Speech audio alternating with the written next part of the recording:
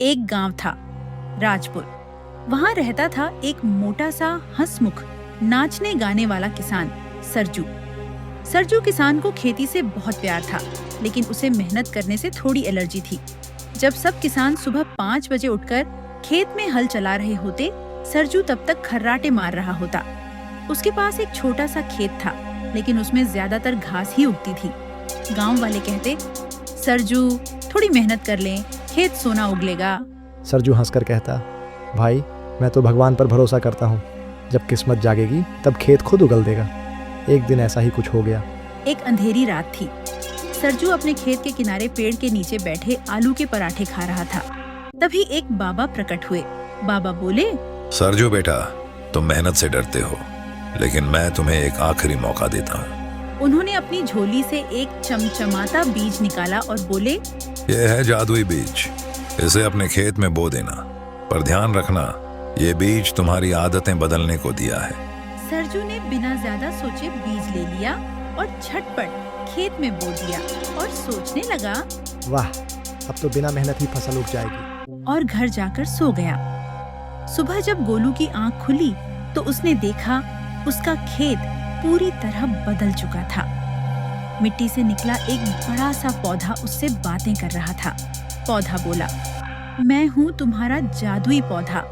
अब हम दोनों दोस्त हैं, लेकिन याद रहे, मैं तुम्हें तब तक फल नहीं दूंगा जब तक तुम रोज खेत में पसीना नहीं बहाओगे। सरजू घबरा गया। अरे बाप रे, बोलने वाला पौधा, ये सपना है क्या? पौधा बोला, नहीं सरजू, ये किस्मत की दूसरी चाबी है। मेहनत करो, चलो अब खेत की खुदाई करो। सरजू क्या करता, पौधे की बात माननी पड़ी। सरजू की मेहनत की शुरुआत अब रोज सुबह सरजू खेत में जाता, घास हटाता, पानी देता, पौधे से बातें करता। धीरे धीरे उसे मजा आने लगा। गांव वाले चौंक गए, ये सरजू है या उसका जुड़वा भाई? सरजू अब खेत में नाचते गाते हल चलाता था। उसके खेत में हर दिन कुछ नया उगता। लाल टमाटर, हरी मिर्च, पीली भिंडी, सब कुछ जादुई था, लेकिन उस जादू को जिंदा रखने के लिए मेहनत करनी पड़ती थी। एक दिन सरजू को लगा कि अब तो पौधा बहुत बड़ा हो गया है, फल आ ही गए होंगे। उसने सोचा, आज छुट्टी मार लेते हैं। वो दिन खेत गया ही नहीं।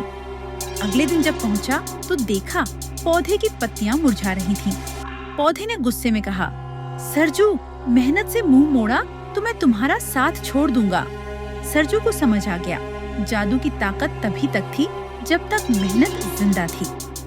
उसने माफी मांगी और फिर से दोगुनी मेहनत करने लगा। कुछ महीनों में उसका खेत पूरे गांव में सबसे सुंदर खेत बन गया।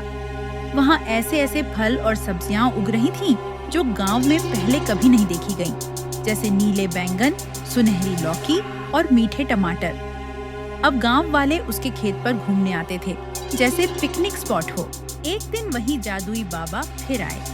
उन्होंने कहा, सरजू बेटा, तुमने मेरी दी हुई सीख को समझा और मेहनत को अपनाया। अब तुम्हें एक आखिरी इनाम देता हूँ। उन्होंने पौधे को छुआ और वो पौधा बदल गया, एक छोटा सोने का पेड़ बन गया। अब हर साल उसमें एक सोने का फल उगता। सरजू अब अमीर भी था और सम्मानित भी, लेकिन उसने गांव नहीं छोड़ा। उसने और किसानों को भी मेहनत और नई तकनीकें अपनाने की सलाह दी। उसने बच्चों के लिए एक खेती स्कूल खोला, जहां खेती को खेल की तरह सिखाया जाता था। कहानी अच्छी लगी हो तो लाइक, कमेंट और सब्सक्राइब जरूर करें।